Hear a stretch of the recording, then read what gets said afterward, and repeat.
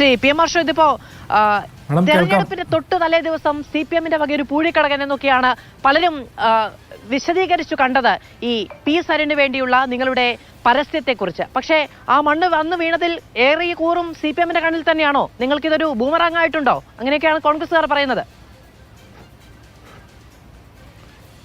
അല്ല, അങ്ങനൊരു വിശേഷണം ഞാനെവിടെയും കണ്ടില്ല, എൻ്റെ ശ്രദ്ധയിലും പെട്ടില്ല. ആരാ അങ്ങനെ വിശേഷിപ്പിച്ചത്? ശ്രീ ഷാഫി പറമ്പിൽ നിന്ന് മാധ്യമങ്ങളെ കണ്ടപ്പോൾ പറഞ്ഞു ഇതെല്ലാം പൊളിഞ്ഞിരിക്കുന്നു, ഇത് പൂർണ്ണമായും ഇത് CPM-ന് തിരിച്ചടിയാകും എന്ന്. പൂഴിക്കടകനാണെന്ന് പറഞ്ഞു ഷാഫി പൂഴിക്കടകനാണെന്ന് പറഞ്ഞോ? അല്ല, പൂഴിക്കടകനാണെന്നല്ല ഞാൻ പറഞ്ഞത്. തന്നെയാണെങ്കിലും ഷാഫി പറഞ്ഞത് ഇത് CPM ഒരു പ്രചാരണ തന്ത്രം എന്ന നിലയ്ക്ക് കൊണ്ടുവന്ന ഒരു പരസ്യം, അതിന്റെ തിരിച്ചടി ഉണ്ടാകുന്നത് CPM-ന് തന്നെയായിരിക്കും. പാലക്കാടിലെ മതനിരപേക്ഷ ജനത അതിനെ തള്ളിക്കളയും, അതിന്റെ തന്ത്രം തിരിച്ചറിയുമെന്നൊക്കെയാണ്. അതിനകത്ത് ഞങ്ങളെ സംബന്ധിച്ച് ഞങ്ങൾ ഈ തെരഞ്ഞെടുപ്പിനകത്തുടനീളം കൃത്യമായ രാഷ്ട്രീയം ജനങ്ങളോട് സംവദിച്ചിട്ടുണ്ട്. അങ്ങനെ തന്നെയാണ് ഞങ്ങൾ ഈ തെരഞ്ഞെടുപ്പ് പ്രവർത്തനത്തെ മുന്നോട്ട് കൊണ്ടുപോയിട്ടുള്ളത്. ഒരു തെറ്റായ മാർഗവും ഈ തെരഞ്ഞെടുപ്പുമായി ബന്ധപ്പെട്ട് തെരഞ്ഞെടുപ്പിൻ്റെ ആരംഭം മുതൽ ഇന്ന് ഈ ഘട്ടമെത്തി നിൽക്കുന്നത് വരെ ഇടതുപക്ഷ ജനാധിപത്യ മുന്നണിയുടെ ഭാഗത്ത് ഉണ്ടായിട്ടില്ല. വളരെ കൃത്യമായ രാഷ്ട്രീയം സംബന്ധിച്ചുകൊണ്ട് തന്നെയാണ് ഞങ്ങൾ മുന്നോട്ട് പോയിക്കൊണ്ടിരിക്കുന്നത്. അതിൽ ഞങ്ങൾക്ക് ഈ നാടിനോട് പറയുന്നതിന് വേണ്ടിയുള്ള കാര്യങ്ങൾ മുഴുവൻ ഞങ്ങൾ ഈ തെരഞ്ഞെടുപ്പ് പ്രചരണ വേളയിൽ പറഞ്ഞിട്ടുണ്ട്. അത് തുടർന്നും പറഞ്ഞുകൊണ്ടേയിരിക്കും. ഏറെ ആത്മവിശ്വാസത്തോടു കൂടെ തന്നെയാണ് തെരഞ്ഞെടുപ്പ് ഘട്ടത്തിലുള്ളത്. നേരത്തെ അദ്ദേഹത്തിൻ്റെയൊക്കെ എന്താ പറയുക പ്രതികരണം കേൾക്കുമ്പോൾ വല്ലാത്ത ബേജാർ എവിടെയാണ് എന്നുള്ളതിനെ സംബന്ധിച്ചൊക്കെ ജനങ്ങൾക്ക് ബോധ്യം ഉണ്ടാകും. ബേജാറാകുന്ന ആളുകൾ ബേജാറായിക്കൊണ്ട് തന്നെ ഇരിക്കട്ടെ. പാലക്കാട്ടെ ജനതയ്ക്ക് മുൻപിലേക്ക് പാലക്കാടിൻ്റെ വികസന പ്രശ്നങ്ങൾ ഉൾപ്പെടെ ഈ കാലഘട്ടത്തിനകത്ത് ഉയർത്തേണ്ടുന്ന രാഷ്ട്രീയ വിഷയങ്ങൾ ഉൾപ്പെടെ ഞങ്ങൾ വളരെ കൃത്യമായി തന്നെ സംവദിച്ചിട്ടുണ്ട്. അത് ജനം കേട്ടിട്ടുണ്ട്. അത് കേട്ട ജനം ഇടതുപക്ഷത്തെ തന്നെ ഹൃദയത്തിലേറ്റും തെരഞ്ഞെടുക്കുമെന്നുള്ളതാണ് ഞങ്ങളുടെ പൂർണ്ണമായ വിശ്വാസം. ഇങ്ങനെ കൃത്യമായ രാഷ്ട്രീയം പറഞ്ഞു വന്നിട്ട് എന്തിനായിരിക്കാം തലേ ദിവസം ഇങ്ങനെ അനുമതി പോലും കൃത്യമായി വാങ്ങാതെ ഒരു പരസ്യം സിറാജിലും അതോടൊപ്പം സുപ്രഭാതത്തിലും വരുന്നത്? കൃത്യമായ രാഷ്ട്രീയം പറഞ്ഞത് പോരാതെ വന്നു എന്ന് തോന്നുന്നുണ്ടോ? അല്ലത് തെരഞ്ഞെടുപ്പുമായി ബന്ധപ്പെട്ടത് അനുമതി വാങ്ങിയിട്ടില്ല എന്നുള്ളത് നിങ്ങളുടെ വാശിയാണ്. ഞങ്ങൾ കൃത്യമായിട്ട് അനുമതിക്ക് അപേക്ഷിച്ചിട്ടുണ്ട്. അതുമായി ബന്ധപ്പെട്ട് ഇന്ന് തന്നെ പാർട്ടിയുടെ ജില്ലാ സെക്രട്ടറി ഉൾപ്പെടെയുള്ള ആളുകൾ പറഞ്ഞിട്ടുണ്ട് എന്തെങ്കിലും സാങ്കേതികമായിട്ടുള്ള പ്രയാസം ഉണ്ടെന്നുണ്ടെങ്കിൽ സ്വാഭാവികമായും തെരഞ്ഞെടുപ്പ് ഭരണാധികാരി വിശദീകരണം ചോദിക്കുന്ന നിലയുണ്ടാകും. അതിന് വളരെ കൃത്യമായിട്ടുള്ള വിശദീകരണം ഞങ്ങൾ കൊടുത്തു പോവുക തന്നെ ചെയ്യും എന്നുള്ളതാണ്. അതിനകത്ത് മറ്റ് സാങ്കേതിക തടസ്സങ്ങളോ അല്ലെങ്കിൽ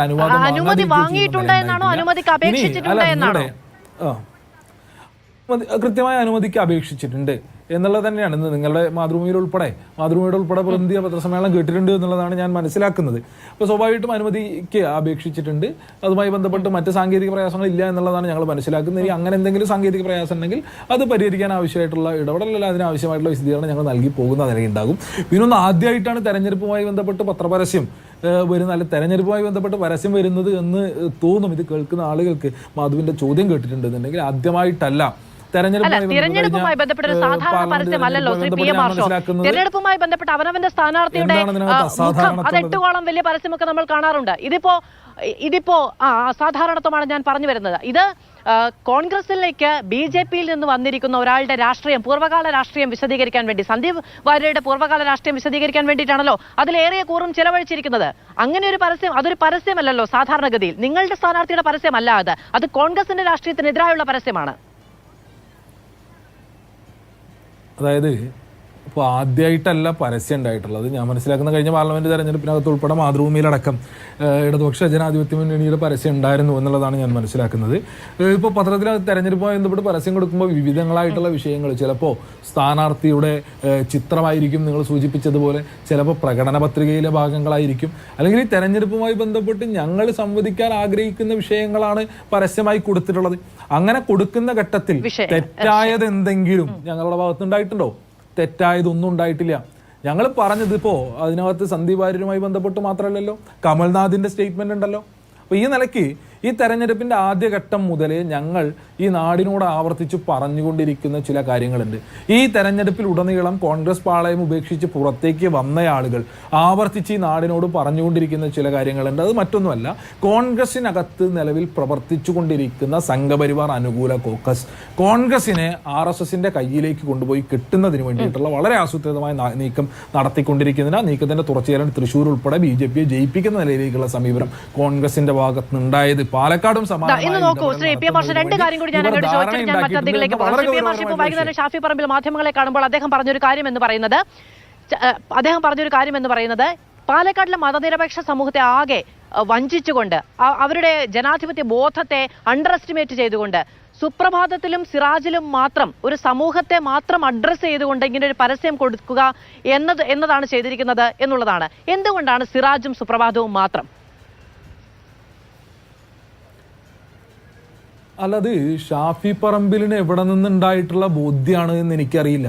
സിറാജും സുപ്രഭാതവും വരുത്തുന്ന ആളുകൾ, അതിൻ്റെ വരിക്കാർ ഏതെങ്കിലും ഒരു പ്രത്യേക മതവിഭാഗത്തിൽപ്പെട്ട ആളുകൾ മാത്രമാണെന്നുള്ള വിവരം ഷാഫി പറമ്പിലിന് എവിടുന്നാണ് കിട്ടിയത്? ഞങ്ങൾക്ക് ആ ഒരു ബോധ്യമില്ല. ഞങ്ങളുടെ ധാരണ അങ്ങനെയല്ല. ഇനി ഈ 2 പത്രത്തിൽ മാത്രമല്ല, ഞങ്ങൾ ഈ പറഞ്ഞ പോലെ വിവിധ പത്രങ്ങൾക്കകത്ത് പരസ്യങ്ങൾ കൊടുത്തിട്ടുണ്ട്, വിവിധ കണ്ടന്റുകൾ കൊടുത്തിട്ടുണ്ട്. ഇനി മാധുവിന് അങ്ങനെ ഒരു അഭിപ്രായം ഉണ്ടോ?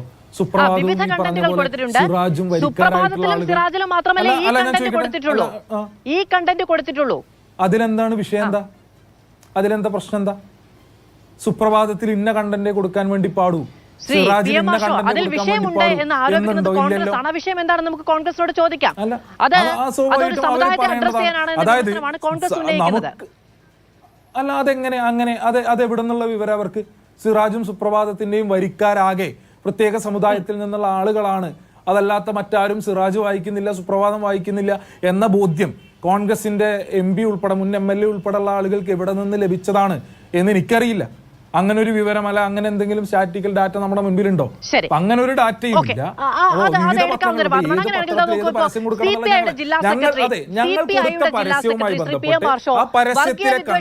പരസ്യം LDF നയമല്ല എന്ന് CPIയുടെ ജില്ലാ സെക്രട്ടറി KP സുരേഷ് രാജ് പറഞ്ഞിട്ടുണ്ട്. പരസ്യം എങ്ങനെ വന്നു എന്നറിയില്ല. LDFന്റെ കമ്മിറ്റികളിൽ ആലോചിച്ചിട്ടില്ല. LDFന്റെ പേരിൽ പ്രചരിക്കുന്ന ഈ പത്രപരസ്യം നൽകിയത് LDF അല്ല എന്ന് പറഞ്ഞിട്ടുണ്ട്.